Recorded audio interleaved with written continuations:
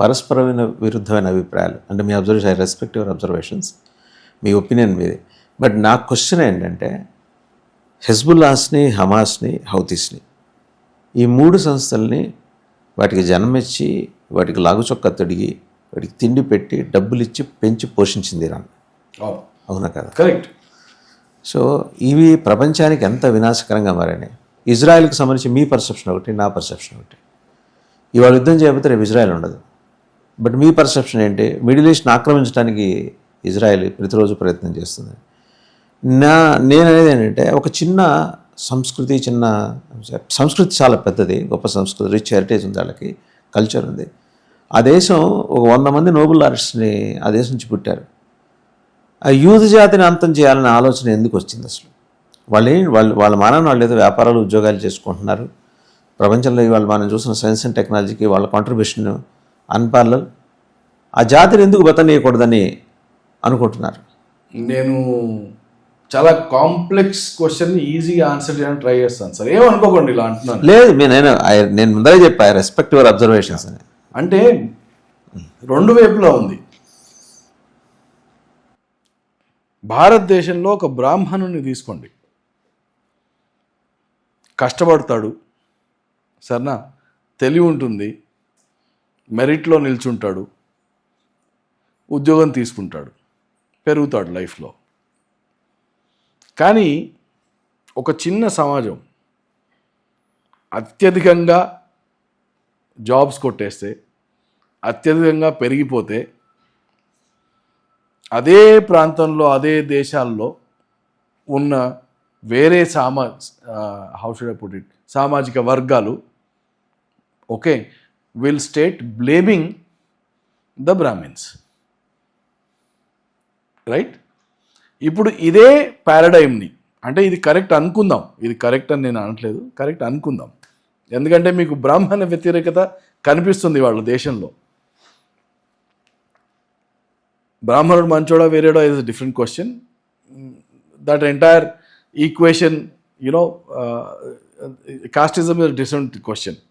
Same thing మీరు యూదులకు తీసుకోండి, కష్టపడతాడు, సరేనా, తెలివి ఉంది, ట్రేడింగ్ నెట్వర్క్ ఉంది, ఎక్కడికి వెళ్ళినా కానీ వాడిని ఎక్కడ నిల్చోబెట్టండి మీరు, వాడు మట్టిలోంచి తామర పుట్టినట్టు పెరుగుతాడు. Okay, the moment he does it, everybody around in that region start hating them. ఇవాళది కాదు కదా, 3-4 ఏళ్ల చరిత్ర ఇది. ఫస్ట్ వీళ్ళు they were in Iran, the Jews were in Iran. So there is something called as 12 tribes of Jews. 12 tribes అంటారు. Iran నుంచి వాళ్ళు ఓడిపోయినా గెలిచినా కానీ వాళ్ళని నాశనం చేయకుండా వాళ్ళు అప్పుడు 4,000 ఏళ్ల క్రితం దే కేమ్ టు పలెస్టీన్లో కొన్ని రోజులు ఉన్నారు. దాని తర్వాత అక్కడి నుంచి మళ్ళీ వాళ్ళని ఎల్లగొట్టారు, వాళ్ళు ఈజిప్ట్ వెళ్ళారు. ఈజిప్ట్లో again they were working class, slaves only. కానీ మళ్ళా విత్ తెలివితోని కానివ్వండి, ఏదైనా కానివ్వండి, they again start gaining influence వస్తే ఈజిప్ట్లోంచి ఫారోస్ వాళ్ళని ఎల్లగొట్టారు. అప్పుడు Moses was their prophet, was a leader. 40 ఏళ్ళు డెజర్ట్లో అట్లా తిరుక్కుంటూ మళ్ళీ వాళ్ళు ప్రామిస్డ్ ల్యాండ్ అని మళ్ళీ ఇజ్రాయెల్కి వచ్చి చేరారు. దాని తర్వాత మళ్ళీ ఓవర్ ద ఇయర్స్ ప్రపంచవ్యాప్తంగా వాళ్ళు వెళ్ళారు. కానీ ఎక్కడికి వెళ్ళినా కానీ జర్మనీ తీసుకోండి, జర్మన్ సైడ్, అది మన ట్రేడ్ అంతా వీళ్ళే తీసేసుకున్నారు, మన వ్యాపారాలన్నీ వీరే తీసుకున్నారు, డబ్బులన్నీ వీళ్ళే చేసుకుంటున్నారు. ఒక ఊత పదం దొరికింది హిట్లర్కి అప్పుడు. అండ్ అది దొరికినప్పుడు పోలాండ్లో కానివ్వండి, జర్మనీలో కానివ్వండి, వెనిస్లో కానివ్వండి, ఎక్కడన్నా కానీ, రష్యాలో జ్యూస్ ఉన్నారు. వీళ్ళందరూ ఒకటే అగ్రిమెంట్కి వచ్చారు, మనదంటూ ఒక ల్యాండ్ లేదు, రైట్? ఇప్పుడు ఇస్లాం ఉంది, సౌదీ అరేబియా అంటే ఒక ముస్లిం అంటాడు సౌదీ అరేబియాకి నా దేశం, పాకిస్తాన్ నా దేశం, ఇలా ఒక రిలీజియన్కి నా అనే దేశం ఉండాలి. హిందూస్కి ఇండియా ఉంది, జ్యూస్కి లేదు. అలా వాళ్ళు తమకు తాముగా ఒక ప్రాంతం కావాలి అన్న ఉద్దేశంకి వచ్చారు. అది మంచిది, అక్కడి వరకు మంచిది. కానీ దాన్ని ఎలా సాధించారు అండ్ ఎలా అక్కడున్న ప్రజలని వాళ్ళు దగ్గరికి తీసుకోకుండా దూరం చేశారు, right? That is where the conflict is. మీరు 2000 ఏళ్ల చరిత్ర. ఇప్పుడు నేను let me put a question to you ఉల్టా. ఇవాళ హైదరాబాద్లో ముస్లిమ్స్ ఉన్నారు, 30% ఉన్నారు. కానీ వీళ్ళు అబౌట్ 600 years ముందు నుంచి వచ్చారు. అంతకుముందు ఎవరు లేరు ఇక్కడ ముస్లిమ్స్. ఇప్పుడు నేను బలపడ్డాను హిందువుగా. నేను మరి మీరు ముందు నుంచి ఇక్కడ లేరు అని వీళ్ళని వెనక తగ్గించాలా, ఎక్కడ పంపించాలా? తుర్కీ నుంచి వచ్చారు, ఆఫ్ఘనిస్తాన్ నుంచి వచ్చారు, మంగోలియా నుంచి వచ్చారు, అరబియా నుంచి వచ్చారు, పర్షియా నుంచి వచ్చారు, వీళ్ళందరినీ పంపించేదా వాపస్? ఇఫ్ ఐ స్టార్ట్ సేయింగ్ కి no this is my land, is it fair? Is it question. I don't know whether it is right or not. కానీ ఇప్పుడు ఇజ్రాయెల్ చేసేది కూడా అదే. దీంట్లో మేము 3000 ఏళ్ళ ముందు మేమే ఉన్నాము, ఇప్పుడు ఇది మళ్ళా మాదే అని చెప్పి ఆ 3000 ఏళ్ళుగా ఎవరైతే అక్కడ ఇళ్ళని చేసుకున్నారో వాళ్ళందరినీ మీరు ఒక చిన్న కార్నర్లోకి పుష్ చేసి రైట్ ఉంచారనుకోండి. I don't know how fair that is. They కూడా, నేను ఈ క్వశ్చన్ మీకు ముందు కూడా వేశాను. మీకు యూదులు అంటే ఇంత ప్రేమ ఉంటే నీకు అమెరికా అనే సామ్రాజ్యం ఇంత పెద్దగా ఉంది, దాంట్లో స్టేట్ ఇచ్చేది ఉండే నువ్వు, రైట్? అంటే నువ్వు డెజర్టే ఇచ్చేది ఉండే, ఒక లాస్ ఏంజలీసే ఇచ్చేది ఉండే, రైట్? ఒక కాలిఫోర్నియానే ఇచ్చేది ఉండే, మెక్సికోనే ఇచ్చేది ఉండే. ఎందుకు ఇవ్వలేదు? తీసుకొచ్చి వీళ్ళని ఓన్లీ మిడిల్ ఈస్ట్లో ఎందుకు పెట్టారు? అది కూడా కాన్ఫ్లిక్ట్ జోన్, అది కూడా ఎక్కడైతే ఒకరికొకరు పడదో. That is my question. So I'm not saying ఒకటి రైట్ ఒకటి రాంగ్ అని కాదు, బట్ పర్స్పెక్టివ్లో చూసినప్పుడు అది మీ పర్స్పెక్టివ్, ఇది నా perspective. So that is my question, right? This is the first thing. Now మీరు హమాస్ గురించి కానివ్వండి, హూతీస్ గురించి కానివ్వండి, రైట్, ఇరాన్ గురించి కానివ్వండి, మీరు ప్రశ్న చేశారు. క్వశ్చన్ ఏంటంటే, నేను ఇరాన్ నాగరికతని, ఇరాన్ కల్చర్ని నేను ఐ రెస్పెక్ట్ అండి. నేను మాట్లాడుతుంది దయచేసి దాన్ని వేరు చేసి చూడండి. ఈ టెర్రరిస్ట్ గ్రూపుల నుంచి ఇరాన్ని వేరు చేసి చూడండి. So now let us come to the terrorist groups only. Israel ఏమో విపరీతమైన ధనము, విపరీతమైన టెక్నాలజీ యూజ్ చేసి తమ పవర్ ప్రొజెక్షన్ చేసుకుంటున్నారు అక్కడ. ఇప్పుడు అమెరికా వియట్నాంతో పోరాడినప్పుడు వియట్నాం అమెరికా లాగా హెలికాప్టర్లు, ఎయిర్ ఫోర్స్ బేస్లు, నాపామ్ బాంబులు వేసి గెలవలేదు కదా. సో ఒక ఏసిమెట్రీ ఉంటుంది. ఆ ఏసిమెట్రీలో కింది వాళ్ళు ఎవరైతే ఉన్నారో, అంటే ఎవరైతే వీక్గా ఫోర్సెస్ ఉన్నారో, they will fight only as terrorists, right? అంటే వాళ్ళ దగ్గర, సో ఇప్పుడు వాళ్ళకి ఏం కావాలి? నేను రెసిస్ట్ చేస్తున్నాను అని ప్రపంచానికి తెలవాలి. కానీ నా దగ్గర కొట్లాడే క్షమత లేదు, అంత టెక్నాలజీ లేదు, అంత వెపన్స్ లేదు. సో నేనేం చేస్తాను? బాంబు దాడి చేస్తాను, ఆత్మాహుతి దాడి చేస్తాను, ఏదో ఒకటి అట్లాంటివి చేస్తాను. దట్ ఈస్ అంటే హియర్ నేను ఎథిక్స్ మాట్లాడట్లేదు, I'm talking purely as a strategist. Shivaji ఏం చేశాడు? ఔరంగజేబ్తో గెరిల్లా వార్ఫేరే చేశాడు, రైట్? సో ఔరంగజేబ్ శివాజీని టెర్రరిస్ట్ అని అనొచ్చు కదా. ఆ పుణ్యం కూడా మనం కట్టుకున్నాం కదా. భగత్ సింగ్ని, అల్లూరి సీతారామరాజుని, వీళ్ళందరినీ కూడా ఆ నింద కూడా వాళ్ళ మీద వేసాం కదా. ఆ సౌకర్యం కూడా మనం చూసాం కదా. సో నేను అదే అంటాను. ఇప్పుడు బ్రిటిష్ వాడికి Bhagat Singh is a terrorist, Alluri Sitaramaraju గారు కూడా ఇస్ అ టెర్రరిస్ట్. దరిద్రం ఏంటంటే మన నాయకులు కూడా వాళ్ళ మీద ముద్ర. అది అన్యాయం, అది అన్యాయం. పేరు చెప్పడం అనవసరం కూడా. అదే అన్యాయం. అంటే అది తెలుసా తెలియకో వాళ్ళు ఎందుకు చేస్తారు? తెలిసే చేసి. So that you and I know ఆ స్టోరీ. సో నేను సో దెర్ ఈస్ కాన్సెప్ట్ అండి. ఎట్లా అంటే I'm neither this side not that side, I'm just an observer. నేను సైడ్స్ తీసుకుంటే ప్రెజుడిస్ వస్తుంది నేచురల్లీ ఒకటి చెప్పడానికి. కానీ నేను తీసుకోవచ్చు, ఎందుకంటే మీరు ఆ రెండు ప్రాంతాలకి చెందని వాళ్ళు కాబట్టి. అంతే చెందని వాళ్ళే కాకుండా బయస్ ఉండకూడదు. ఎందుకంటే బయస్ ఉంటే నేను విశ్లేషణ చేయలేను, నేను అనలైజ్ చేయలేను, నేను చెప్పలేను. అంటే ఎక్కడో ఒక చోట ఆగిపోతాం bias. Correct. So therefore I cannot call somebody terrorist, I cannot call somebody right as right. This is what is happening is all I can tell. So Iran అంటే నేను చూడని ఒక దేశం, బట్ ఆ దేశం ఆ నాగరికత మీద నాకు ఎందుకు ప్రేమ, ఎందుకంటే అక్కడ ఉన్న ఎఫ్సహాన్ రెప్లికా ఇవాళ మనం కూర్చున్న హైదరాబాద్. నాకు సహజంగా నా ప్రేమ ఉంటుంది. నేను ఆ దేశం విజిట్ చేయాలి.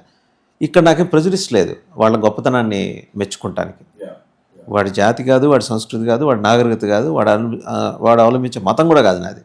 కానీ I have respect for that culture. మీరు ఎలా చూడాలంటే, అంటే కొన్నిటిని బేరీజ్ చేస్తే మీకు అవునా అనిపిస్తుంది. ఇండియా సివిలైజేషన్ని చూస్తే మనం రివరైన్ సివిలైజేషన్ కదా. So most of the wealth 10వ శతాబ్దం వరకు క్రియేట్ అయిన వెల్త్ కోస్టల్ ప్లేసెస్లో అయింది, లేకపోతే గ్యాంజెటిక్ ప్లెయిన్లో, ఇండస్ వ్యాలీలో అయింది, తీర ప్రాంతాల్లోనే అయింది కదా. తీర ప్రాంతాల్లో మళ్ళీ ప్లెయిన్స్ ఏవైతే నదీ తీరాలు. సో మీరు సౌత్ ఇండియా అంటే తమిళ్ సివిలైజేషన్ తీసుకుంటే రాజరాజ చోళ, రైట్, వీళ్ళందరూ పల్లవాసు, వీళ్ళందరూ. ఇటు తీసుకుంటే కేరళైట్స్. మళ్ళీ మీరు మ్యాంగ్లూర్ వైపు వస్తే దేస్ అనదర్ అక్కడ. అలా బెంగాల్ తీసుకుంటే Bengal, UP, Gangetic plain, Indus, వినో. కానీ మధ్యస్థ ప్రాంతం ఏదైతే ఉందో Deccan, do you realize that Deccan was never developed? Deccan was ఏం ఫారెస్ట్ అంటారు మనం? కరెక్ట్. సో దండకారణ్యంలోకి ఎవరు రాలేదండి ఎన్నడూ కూడా. It is only when the Arabs and Turks came, right, because they had water engineering skills with them. మీరు ఇరాక్ వెళ్ళినా కానీ, మీరు ఇరాన్ వెళ్ళినా కానీ, the first thing that you see is water engineering. స్ట్రీమ్స్ని పట్టుకొని మ్యాప్ చేసి పాండ్స్ కట్టి, లేక్స్ కట్టి అక్కడ సివిలైజేషన్ మొదలు పెట్టడం వాళ్ళు first. They are pioneers and they are the ones. మీరు బిదర్ తీసుకోండి, గుల్బర్గా తీసుకోండి, హైదరాబాద్ తీసుకోండి, ఔరంగాబాద్ తీసుకోండి, అహ్మద్నగర్ తీసుకోండి, which is the Deccan sultanate area. They are all Arabs and Turks and they are the ones who brought wealth to the Deccan area. అందుకోసమే మీకు ఇక్కడ ఇప్పుడు ఆంధ్రాకి వెళ్తే ఎలాగైతే మీకు ఆంధ్ర కల్చర్ ఒకటి కనిపిస్తుందో, అలా మీకు డెక్కన్ ఏరియాలో ఒక కోర్ ఒరిజినల్ కల్చర్ అనేది కనిపించదు. It's only the culture which has been implanted by the Muslim migration. No sir, అప్పుడు ఈ డెక్కన్ ఏరియాలో పరిపాలించిన నవాబులో ఆ ప్రాంతాలు దే ఆర్ విజనరీస్. మనం వాళ్ళ దార్శనికతని మనం ఎక్కడ క్వశ్చన్ చేయక్కర్లేదు. కరెక్ట్. చిట్ట చివరిలో వచ్చిన 7వ నిజాంతో వచ్చిన పంచాయతీయే కానీ అంతకుముందు వాళ్ళతో ఇప్పుడు ఇబ్బంది రాలేదే. That is what I'm saying. So అంటే మీరు న్యూట్రల్గా ఉండి ప్రతి ఒక్కరి దాన్ని సరిగ్గా చూస్తే మీరు ప్రతి దాంట్లో మంచి గ్రహిస్తారు. చెడు లేదని కాదు, చెడు ఉంది, కానీ ప్రతి దాంట్లో మంచి కూడా గ్రహిస్తారు. 7th నిజాంతో ఉంది, అంతకుముందు లేదు కదా మనకి. వాళ్ళు ఇక రిజర్వాయర్స్ కట్టి ఇక్కడికి వ్యవసాయం డెవలప్ చేయడానికి కృష్ణా జిల్లా నుంచి వాళ్ళని తీసుకొచ్చి, అండ్ సెక్యూరిటీ కోసం పంజాబ్ వాళ్ళని తీసుకొచ్చి, అండ్ ఇండస్ట్రీ కోసం మళ్ళీ పార్సీలను తీసుకొచ్చి ఇన్ని చేశారు వాళ్ళు. వాళ్ళ కాంట్రిబ్యూషన్ని మనము బీలిటిల్ చేయలేము సార్. Yes, exactly. చరిత్ర కోణంలోనే చూడాలి. సో నాకు ఈ మొత్తం ఇరాన్ అమెరికా యుద్ధం చూస్తే it is not about Iran, it is not about US. One thing is for sure,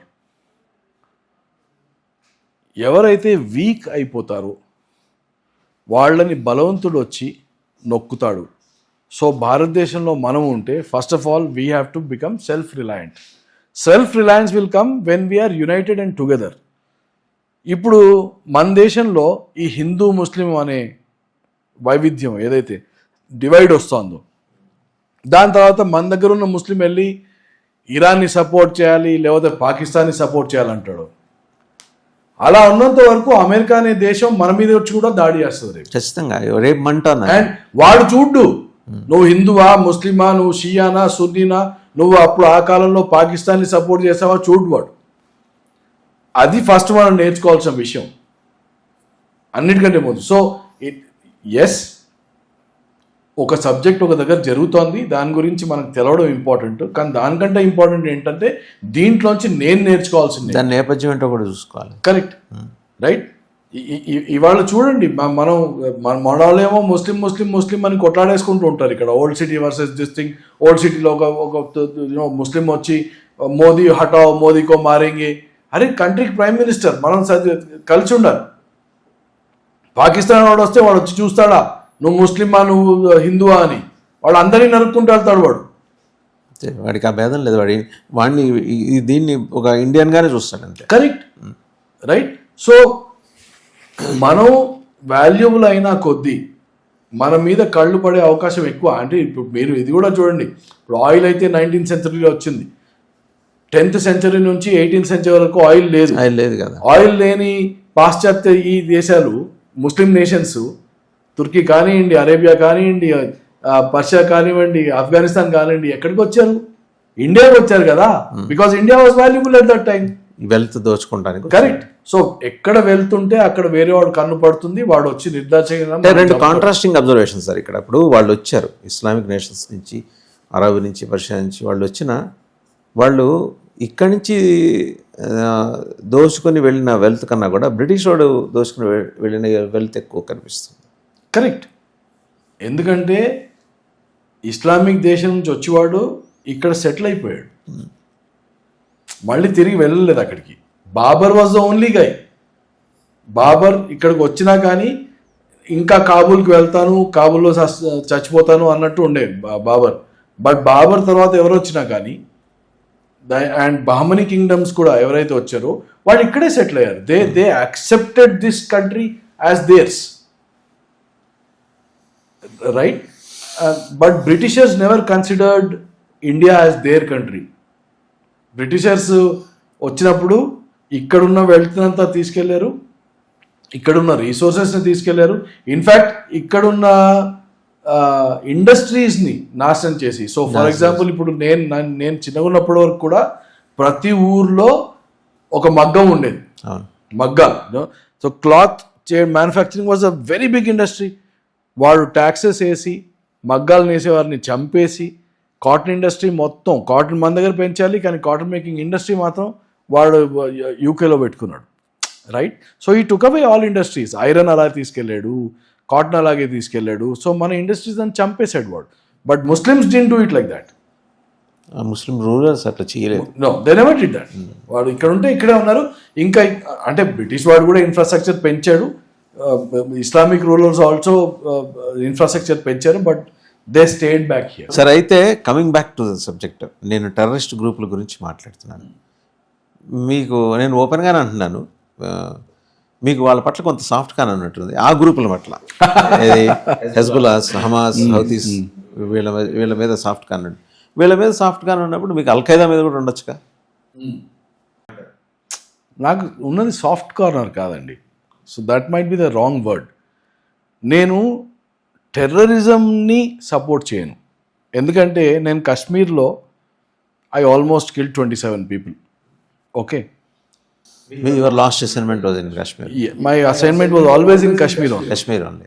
okay. So అక్కడ నేను ఒక ప్రభుత్వ రిప్రజెంటేటివ్ని, యూనిఫామ్ వేసుకున్నాను. ప్రభుత్వం నుంచి నాకు ఒక మ్యాండేట్ ఉంది, రైట్. అండ్ నేను చాలా క్లియర్గా ఆర్టికులేట్ ఎట్లా చేసుకుంటాను అంటే, ఒక ప్రజాస్వామ్యంలో నీకు ప్రాబ్లం ఉంటే ప్రజాస్వామ్య రీతిలో నువ్వు ఆ ప్రాబ్లంని సాల్వ్ చేసుకోవాలి. కానీ రొమాంటిసిజంలోనో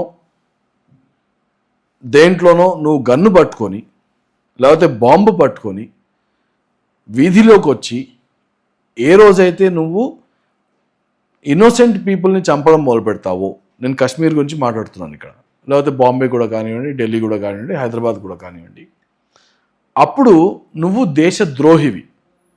you are against my country. నువ్వు ఈ దేశ పౌరుడివా లేక పాకిస్తాన్ ప్రభుత్వంతో బయట నుంచి వచ్చిన వాడివా నాకు సంబంధం లేదు. కానీ నా దేశంలో నువ్వు వెపన్ పట్టుకుంటే నువ్వు దేశద్రోహివి అండ్ నేను నిన్ను చంపుతాను, నిర్దాక్షిణ్యంగా చంపుతాను, నరికి చంపుతాను, తలకాయ తీసి చంపుతాను, నాకు చేతనైనంత చంపుతాను, చేతనైన రీతిలో చంపుతాను. ఇది నా ధర్మం.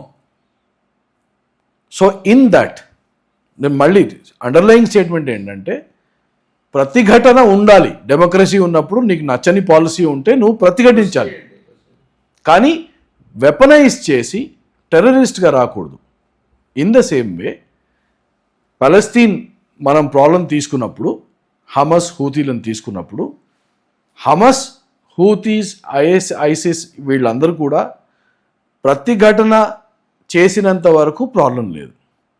కానీ ఏ రోజైతే మీరు ఇప్పుడు ఇజ్రాయెల్లో ఏదైతే అటాక్ అయిందో 7th అక్టోబర్కి ఉచకోత కోసారు, that is not something that I support. I will always condemn it. You cannot kill civilians అంటే ఒక మూవ్మెంట్ కోసం కాదు, నార్మల్గానే నీకు ఎంత కోపం ఉన్నా కానీ, ఎవరి మీద ఉన్నా కానీ, అన్రిలేటెడ్ థర్డ్ పార్టీ ఏమీ తెలియని వాడిని చంపడం అన్యాయం. అది మానవత్వానికే విపరీతం. సో నేను ఫిలసాఫికల్గా ఇజ్రాయెల్లో ఉన్న యూదులోకి ప్రతిఘటన ఉండాలా లేదా అని ఆలోచన చేస్తే ఐ విల్ ఆల్వేస్ సే ఉండాలి. కానీ ప్రతిఘటించే విధానం ఏంటి అనే దాని మీద ఇప్పుడు మీకు నాకు difference of opinion, right? So I don't support weaponised armed resistance where you start killing innocent people. ఇప్పుడు బలూచీస్ ఉన్నారు, బలూచీస్ పాకిస్తాన్ ఆర్మీని చంపుతున్నారు ప్రతిఘటన పరంగా, ఇట్స్ ఓకే. వాళ్ళు సివిలియన్స్ వరకు వెళ్ళలేదు కదా. లేదు. So that's what. ఎందుకంటే ఏ ప్రతిఘటనలు కూడా ఎక్కడైతే ఇన్ఫ్యాక్ట్ నక్సలిజం కూడా మీరు తెలంగాణలో ఈ దండకారణ్యం మొత్తం చూస్తే ఫండమెంటల్ ప్రిన్సిపల్ ఈజ్ మీరు సివిలియన్ టచ్ చేయొద్దు. ఏ రోజైతే సివిలియన్ టచ్ చేస్తారో మీకు ఆ మాస్ సపోర్ట్ ఏదైతే ఉందో అది వెళ్ళిపోతుంది. సో దేర్ ఫోర్ సో టాక్టికల్గా, స్ట్రాటజిక్గా అండ్ ధర్మపరంగా అండ్ హ్యూమానిటీ వైజ్గా చూస్తే ఈ సొరంగాలు తవ్వుకుంటూ వచ్చి జనాలను చంపే సంస్కృతి హమాస్కి ఉంది, అటు వీడు చూస్తే హెజ్బుల్లాస్కి కూడా ఉంది. అందుకనే ఇప్పుడు ఇజ్రాయెల్ అటు వెళ్ళిపోయింది.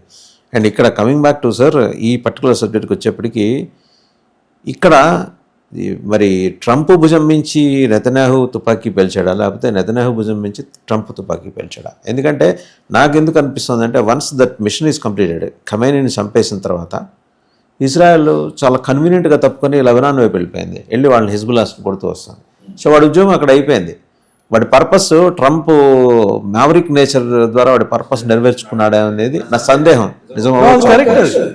యాక్చువల్లీ ఇక్కడ ఎక్కువ స్టేక్స్ ఉన్న దేశం ఇజ్రాయెల్, ఎందుకంటే వాళ్ళకి సర్వైవల్కి సంబంధించిన విషయం కాబట్టి, అండ్ ఇరాన్ ఎన్నడూ కూడా వాళ్ళ పక్కలో బల్లం కాబట్టి, అండ్ ఇరాన్ డబ్బులు ఇస్తేనే, ఫండ్ చేస్తేనే హమస్లు, హూతీస్లు వీళ్ళందరూ హిజ్బుల్లాలు వీళ్ళందరూ కూడా గట్టిగా అయ్యారు.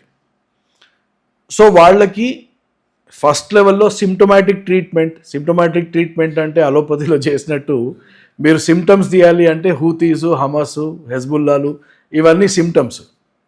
కానీ కాజ్ ఏంటి అంటే Iran, which is supporting them. So first symptomatic treatment వాళ్ళు చేసుకున్నారు, కానీ కోర్ ట్రీట్మెంట్ చేసేవారికి వాళ్ళు కొంచెం ఎక్కువ శక్తి కావాల్సి వస్తే అమెరికాని దింపారు, వాడేశారు. ఆ తెలివి వాళ్ళకి ఎన్నడూ ఉంది. సో అందుకోసమే నోబెల్ ప్రైజ్లు వస్తాయి కదా వాళ్ళకి. ఇప్పుడు వారి కాన్సన్ట్రేషన్ అంతా అటుపోయింది, లెబనాన్ పోయి అక్కడ హిజ్బుల్లాస్ని కొట్టుకుంటూ వస్తున్నారు. బట్ హౌతీస్ ఇప్పుడు టెర్రరిస్ట్ గ్రూపుల్లో కూడా నా అబ్జర్వేషనే సార్, సిన్స్ మీరు ఎక్కువ యూనిఫామ్ సర్వీస్లో ఉన్నారు కాబట్టి టెర్రరిస్టుల సైకాలజీ మైండ్ సెట్ని దగ్గర నుంచి చూస్తున్నారు కాబట్టి, హౌతీస్ మోస్ట్ అన్ఆర్గనైజ్డ్ టెర్రరిజంలోకి ఉన్నారనిపిస్తుంది. బేసిక్గా సముద్రపు దొంగలాళ్ళు ఆ వెళ్ళి స్ట్రైట్ ఆఫ్ హర్ముజ్ దగ్గర, స్ట్రైట్ ఆఫ్ ఎడెన్ దగ్గర ఎక్కడో ఉంటారు, కాస్తారు, వాళ్ళకి ఆకలి వేసినప్పుడు 4 షిప్పులు కొడతారు, చంపుతారు, డౌస్కొని వెళ్ళిపోతారు. వాళ్ళని ఎందుకనో ఇజ్రాయెల్ ప్రాపర్గా హ్యాండిల్ చేయలేకపోతాను అనిపిస్తుంది. అన్ఆర్గనైజ్డ్గా ఉన్న ఫోర్స్నే మీరు పట్టుకోలేరు. చేతిలో ఇసుకలాగా ఎంత పట్టు బిగిస్తే అంత చేతిలోంచి వెళ్ళిపోతాయి. మీకు ఆర్గనైజ్డ్ ఫోర్స్ అంటే కన్వెన్షనల్ ఆపరేషన్స్లో ఒక కమాండ్ అండ్ కంట్రోల్ ఉంటుంది, ఒక కమ్యూనికేషన్ వ్యవస్థ ఉంటుంది, దాని తర్వాత కిందన్ని చిన్న చిన్న వ్యవస్థలు ఉంటాయి.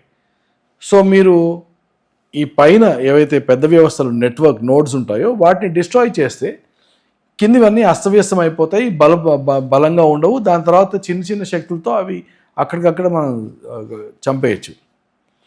కానీ ఎక్కడైతే ఆర్గనైజ్డ్ ఫోర్స్ లేదో, ఏ గల్లీకి వాడే కింగ్ అనుకోండి, అక్కడ ఎవరినని పట్టుకుంటాం మనం.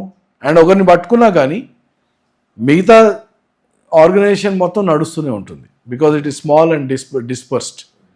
That is the biggest problem for Israel. ఇరాన్ని చంపడం ఎంత ఈజీయో హమస్ని చంపడం అంత ఈజీ కాదు. అంటే ఎక్కడ ఏదో ఒక ముస్లిం పుడుతూనే ఉంటుంది. హమాస్ని కొంతవరకు కంటైన్ చేయగలిగారు, హెజ్బుల్లాస్ని, కానీ హౌతీస్ మీద వాళ్ళకి అసలు దే హ్యావ్ నో కంట్రోల్ కదండి. లేదు, ఎందుకంటే వాళ్ళు ఇంకా కిందికి యెమెన్ వైపు వస్తారు కాబట్టి అక్కడ దాకా వస్తే కాచి కొట్టడం అనేది వాళ్ళకి తెలిసిన విద్య. ఇప్పుడు ఈ ముగ్గురిని కంటైన్ చేయడం కోసం అని చెప్పేసి ఇజ్రాయెల్ ప్రయత్నం చేస్తూనే ఉంది, అండ్ వీళ్ళని ఎగదోస్తోంది ఇరాన్. ఇప్పుడు మళ్ళీ వీళ్ళు ఈ కొత్త ఐఆర్జీసీ చీఫ్ కమాండ్లోకి వెళ్ళబోతున్నారా ఈ మూడు ఫోర్సెస్? ఎందుకంటే ఫండింగ్ చేద్దామంటే ఇరాన్ దగ్గర డబ్బులు లేవనేది ఒక వర్షన్. ఎందుకంటే ఒక కప్పు కాఫీ తాగితే మన ఇండియన్ కరెన్సీలో 15 లక్షల రూపాయలు ఇప్పుడు అక్కడ. అలాంటి ఇరాన్ ఈ వాళ్ళకే లేక చస్తుంటే వీళ్ళకి ఫండ్ చేస్తారా? రెండో వర్షన్ ఏంటంటే Iran has abundant oil money, అది చేస్తానే ఉంటుంది. ఇందులో ఏది correct sir? They can't do అండి.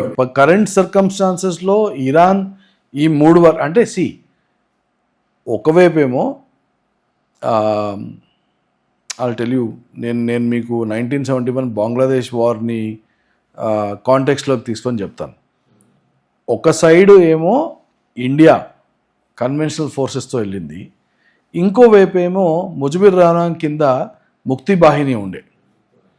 సో ముక్తి బాహినికి ఆన్ గ్రౌండ్ ఎక్కడ ఏం జరుగుతోందో తెలుసు, ఇన్ఫర్మేషన్ తెలుసు, నెట్వర్క్ ఉంది, రైట్. అండ్ ముక్తి బాహిని వాళ్ళు మేము కన్వెన్షనల్ ఆపరేషన్స్లో 1971లో ఢాకాకి వెళ్ళకముందే చాలా ఇన్ఫర్మేషన్, గ్రౌండ్ నెట్వర్క్ అన్నీ తయారు చేసి పెట్టారు.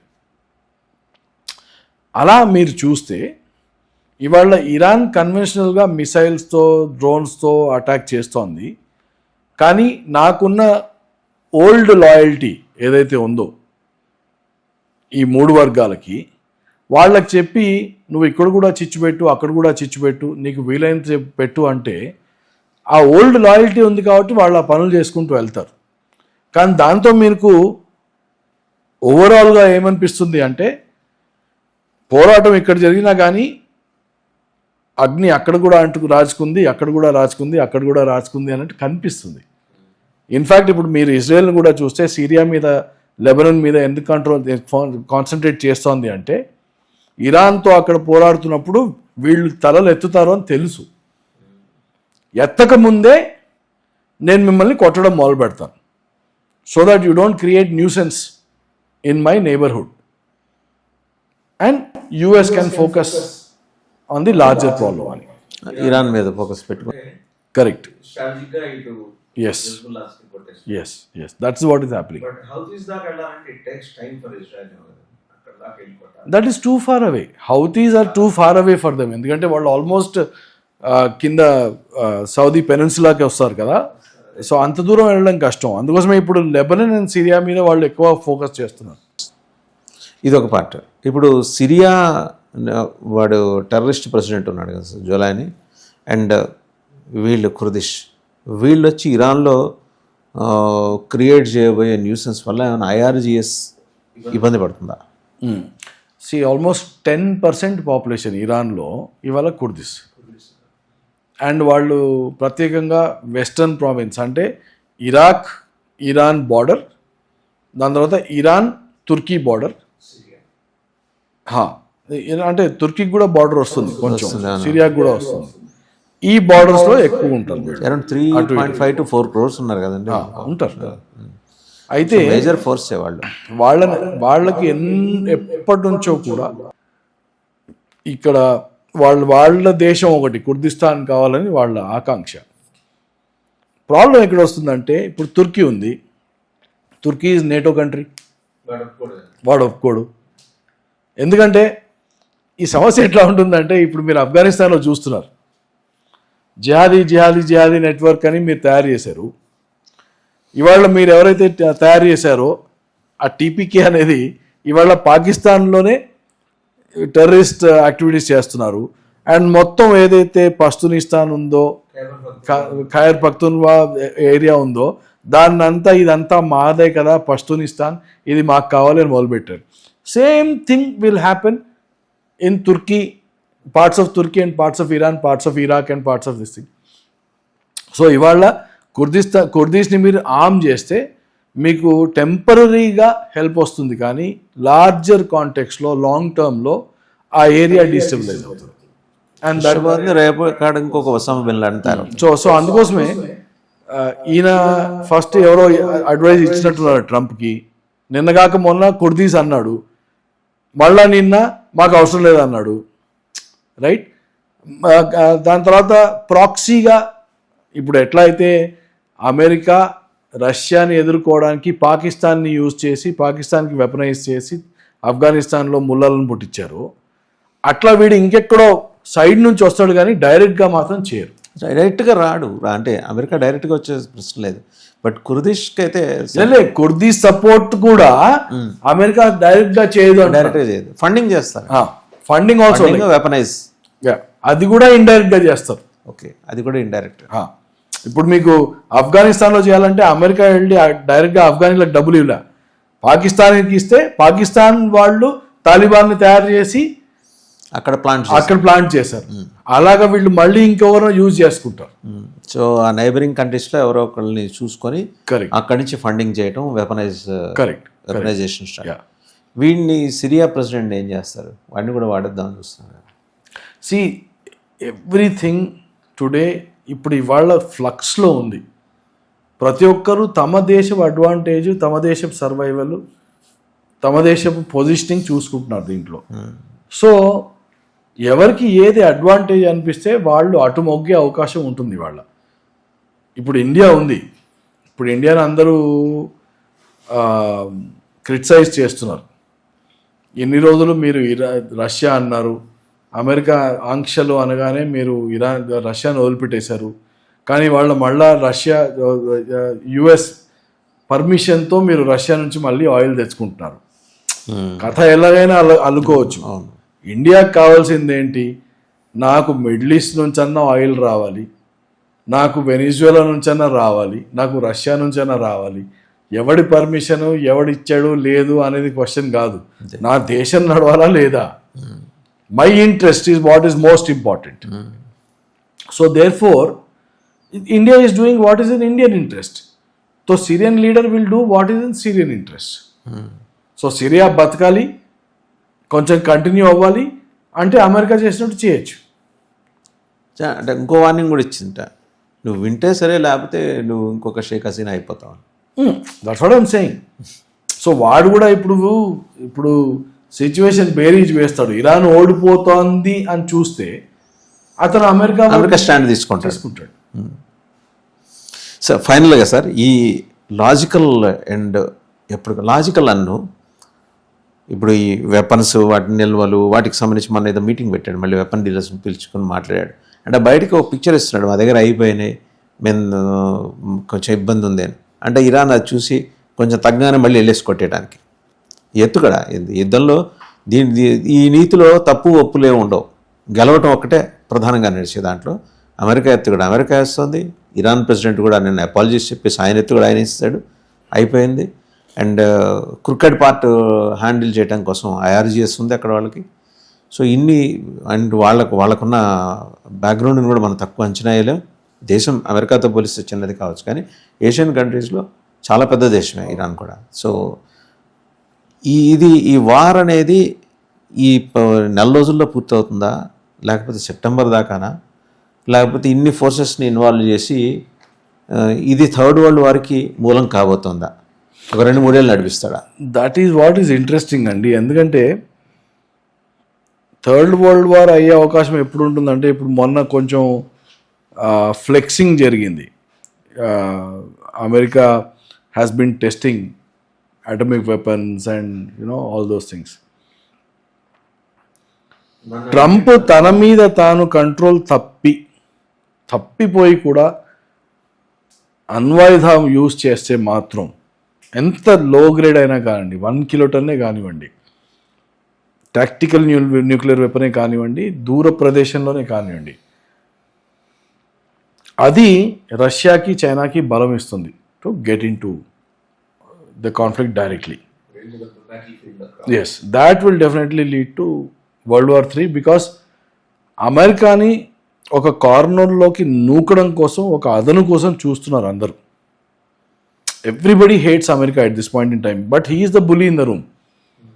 అవకాశం కోసం చూస్తున్నారు. అది ట్రంప్ ఆ అవకాశం ఇస్తాడా లేనది ట్రంప్ చేతిలో ఉంది firstly. But as it is కదా సార్, మీకేమనిపిస్తుంది ఇప్పుడు గివెన్ సిచ్యుయేషన్లో ఇది ఎన్నాళ్ళు నడిచే అవకాశం ఉంది? నేను ఇంతకుముందు చెప్పాను కదా, the technical reason of 30 days అని storage, that will be the lever, key lever. ఎందుకంటే ఇప్పుడు నేను ఇండియా చెప్పాను కదా, రష్యా నుంచి 30 రోజులు తెచ్చుకుంటాం, సరే గ్యాస్ ఎక్కడి నుంచి రావాలి మనకి? సో మనకి గ్యాస్ రాకపోతే ఇండియా ఆగిపోతుంది. అట్లాంటప్పుడు ఇండియా ఏం చేస్తుంది? It will go to US, sit in front of US and say కి boss stop, what are you doing? Pressure పెడుతుంది, రైట్? చైనా కూడా అదే చేస్తుంది కదా. సో ఎక్కడో అక్కడ 30 రోజులు అనేది ఆల్రెడీ ఇప్పుడు 7 రోజులు అయిపోయింది, ఇంకో 22 రోజులు అంతే దేనికి, రైట్? దాని లోపల ఏదో ఒకటి అయిపోవాలి. అది కాకపోతే మాత్రం all the other countries will start stepping in. అందుకోసమే యూకే కూడా ఎక్కడో ముందా వెనక అని వాళ్ళ క్యారియర్ ఉంది, ప్రిన్స్ ఆఫ్ వేల్స్ అని. అదే అంటే యూకేనేమో 5 రోజుల్లో మీరు వెళ్ళడానికి సత్సిద్ధం కండి అని వాళ్ళ క్యారియర్ గ్రూప్కి చెప్పింది. ఇప్పుడు డిగో గార్సియాను యూజ్ చేయడానికి పర్మిషన్ ఇవ్వలేదు యూకే, కాబట్టి నీ అవసరం నాకు లేదు అని ఈయన అనేసాడు. So he's burning his bridges. That is not the way. ఇప్పుడు మీకు ఒక యుద్ధం గెలవాలంటే రీజనల్ లెవెల్లో తగ్గాలి, అది తగ్గట్లేదు ఆయన. So that will lead to something drastic. So ఏదేమైనా మనం ఇంకొక 3 వారాలు ఆగాలి, ఇంకో 3 వారాలు అయితే ఆగితే కానీ అసలు clear picture. Thank you very much major Bharat Reddy గారు. సో చూసాం కదా, ఇది ఒక యుద్ధానికి సంబంధించిన పూర్వరంగం. నాగరికతలు, సంస్కృతులు, అలాగే వాళ్ళకున్న నేపథ్యాలు, వాళ్ళకున్న డెవలప్మెంట్ మోడల్స్, వీటన్నిటిని డిస్మాంటిల్ చేసుకుంటూ వస్తుంది అమెరికా. వాస్తవాలు మాట్లాడేటప్పుడు కొందరు మనసులు నొచ్చుకోవచ్చు, కానీ ధ్వంస రచన చేస్తున్న అమెరికా గురించి మాత్రం అందరి మనసులో ఉన్న అభిప్రాయం ఒకటే. ఇక్కడ యూదు జాతిని కాపాడుకోవడం కోసం అనే నెపంతో ఇజ్రాయెల్ చేస్తున్న పోరాటం, అలాగే తమ మీద పడి మొత్తం మిడిల్ ఈస్ట్ని కబ్జా పెట్టే ప్రయత్నం చేస్తుందని ఇజ్రాయెల్ చేస్తుందని ఒక అపనమ్మకం జీసీసీ నేషన్స్ కావచ్చు, ఇస్లామిక్ నేషన్స్ మీద. ఈ నమ్మకం అపనమ్మకాల మధ్య జరుగుతున్న పోరాటం, సంస్కృతుల మధ్య జరుగుతున్న పోరాటం, జాతుల మధ్య జరుగుతున్న పోరాటం, ఇది ఇంకొక 3 వారాలు కూడా ఇలాగే కొనసాగితే 3వ ప్రపంచ యుద్ధానికి దారితీసే పరిస్థితులు ఉన్నాయని విశ్లేషణ చేశారు మేజర్ భరత్ రెడ్డి గారు. Thank you very much sir.